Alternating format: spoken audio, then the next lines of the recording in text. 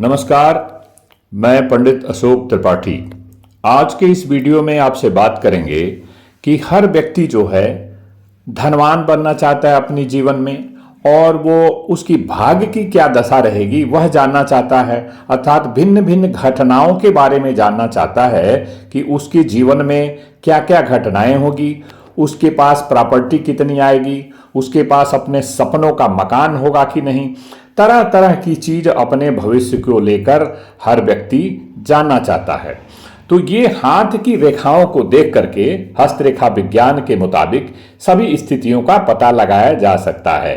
तो आइए जानते हैं। तो देखिए, जैसा कि आप इस वीडियो में देख पा रहे होंगे कि पहले भाग रेखा की बात करेंगे कि भाग रेखा कहाँ से निकलती है, वो आपको दर्शाते हैं। उसके बाद धन की रेखा कहाँ से निकलती वो आपको दर्शाएंगे। और आपके जीवन में जो सपनों का घर है, वो सपनों का घर क्यों कहते हैं इसको? क्योंकि उसी घर में वो खुशियों का केंद्र है। और सपनों का घर इसलिए भी कहते हैं कि ये बहुत बड़ा टास्क है, ये घर बनवाना। अपनी इच्छानुसार व्यक्ति पूरे जीवन में की कमाई लगा देता है घर बनवाने में और खुशी प्राप्त करने में, और वहाँ सब खुशियाँ निहित होती हैं। तो धन की रेखा, भाग्य की रेखा, खुशी और आपका घर। तो पहले आइए देखते हैं कि ये जो है आपकी यहाँ केतु पर्वत से निकल करके जो ये रेखा यहाँ आ रही है शनि पर्वत की तरफ, ये जो फिश का साइन है, किसी किसी में बना होता है, किसी में नहीं होता है, लेकिन ये फिश का साइन सीधा ही बना हो जो सूर्य रेखा की तरफ, यहाँ शनि या सूर्य रेखा की तरफ इसकी आंखें दिखाई दे सीधे, अर्थात जो फेस है इसका मुंह है वो इस तरफ होना चाहिए। तो ये देखिए, जब भाग्यशाली व्यक्ति की ऐसी हथेली में शनि की रेखा इतनी लंबी होती है। किसी किसी व्यक्ति की जो है वो भाग्य की रेखा जो है इस तरफ से निकलती है, आपके किसी किसी की चंद्र पर्वत से और किसी किसी की शुक्र पर्वत से यहाँ से ऐसे निकलती है, और ज़्यादातर और केसों में यहाँ से निकलती है ये रेखा। कहीं से भी ये निकले, और ये जो है फिर यहाँ से भी निकल सकती है, लेकिन आए वो उसकी एंडिंग शनि पर्वत पर होना चाहिए। तो वही जो है पूर्ण रूप माने संपूर्ण भाग्य रेखा, अच्छी भाग्य रेखा कहलाती है। तो ये व्यक्ति भाग्यशाली हैं जिनकी यहाँ तक जो है शनि की रेखा, भाग्य की रेखा पहुँचे, यहाँ मणिबंध के क्षेत्र से निकल करके और शनि के क्षेत्र तक पहुँचे, तो ऐसा व्यक्ति अत्यंत भाग्यशाली होता है। और दूसरी बात, अब हमने कहा कि धन की स्थिति, तो धन की जो है, धन का जो पहला कारण ये केतु जो है धन का कारक ग्रह है, और वहाँ पर फिश का साइन इस बात का प्रमाणित करता है, इस बात को कि ऐसा व्यक्ति धनवान होगा, धन उसके पास अच्छा खासा जीवन में आएगा। किस स्थिति से आएगा, किस उम्र से आएगा, ये अन्य वीडियो में किसी में बताएंगे, लेकिन ये कन्फर्म है कि धन का आगमन होगा। भाग्यशाली आपने देख लिया, धन का आगमन, ये एक चीज़ ये हो गया।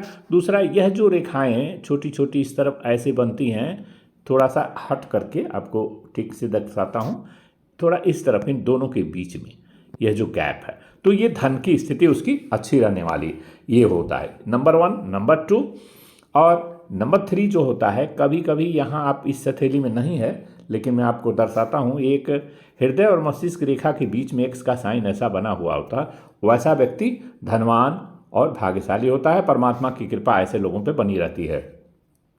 तो 2 चीज़ हमने बता दिया आपको, एक तो धन की स्थिति, दूसरा व्यक्ति की भाग, वो भाग्यशाली है कि नहीं। और वेरियस चिन्ह भी होते हैं, उन चिन्हों के बारे में भी जिक्र कर लेंगे जल्दी से। लेकिन आइए दिखाते हैं आपको, ये जो है आपकी जीवन रेखा यहाँ से दिखाई गई है, और यही जीवन रेखा से इस तरफ से निकल करके गुरु के पर्वत पर इस तरफ ऐसे रेखा एक जाती है, और यहाँ छोटे छोटे आयत जो रेक्टेंगल है उसका फॉर्मेशन हो, ऐसे ऐसे, और इस तरफ भी फॉर्मेशन हो, और यहाँ से एक रेखा इस तरफ से निकल के इस तरफ से जाए।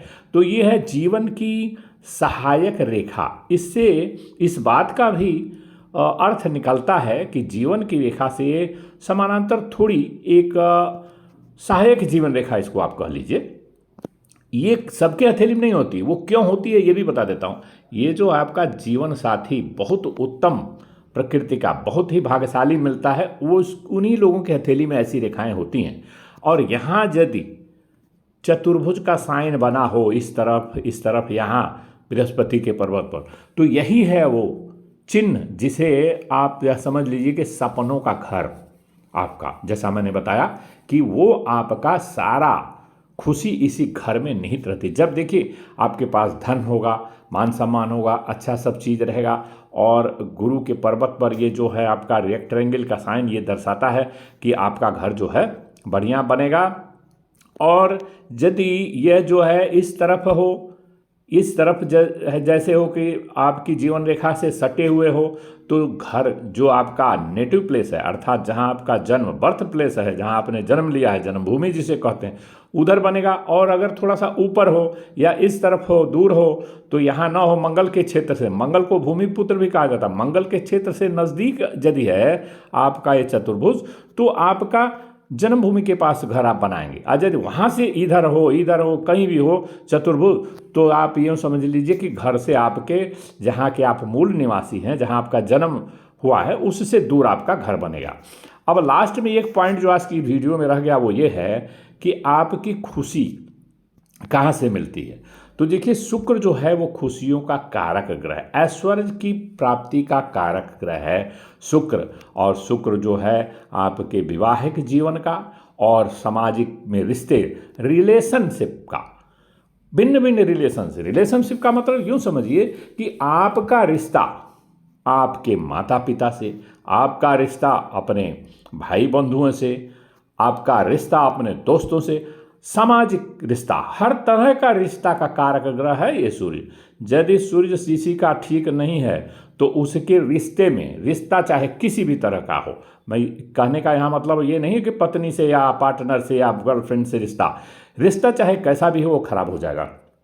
तो सूर्य का ग्रह जो है वह ऐश्वर्य का कारक है, खुशियों का कारक है, आपके बाल बच्चे फैमिली का कारक है, सामाजिक प्रसन्नता का कारक है। और ये ग्रह जो गृह है, जो आपका घर सपनों का, यहाँ पर सारी खुशियाँ वहीं पर आकर के समाहित हो जाती हैं। अर्थात ये घर आपका केंद्र है, this is the centre of happiness. ये जो घर, इसलिए इसको सपनों का घर कहा गया है, ये सेंटर ऑफ हैप्पीनेस है। तो आज इस वीडियो में मैंने जो जिक्र किया वो एक धन की स्थिति को लेकर, दूसरा आपका भाग्य की रेखा जो है, भाग्यशाली आप कितने होंगे इसकी स्थिति को लेकर बताया।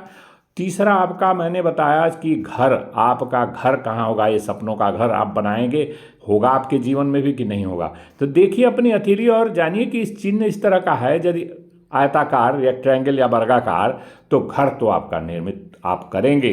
ये डेफिनेट है कि आपके द्वारा गृह का निर्माण होगा और भूमि और भवन के मालिक होंगी। यदि मंगल भी साथ में मजबूत का होगा, मंगल भूमि पुत्र है, तो जिसका मंगल उच्च का रहता है, पराक्रमी व्यक्ति होता है और उसके पास भूमि जमीन जो है वो उसके नाम से बहुत अच्छी खासी ज़मीन रहती है, और ये खुशियों का कारक है।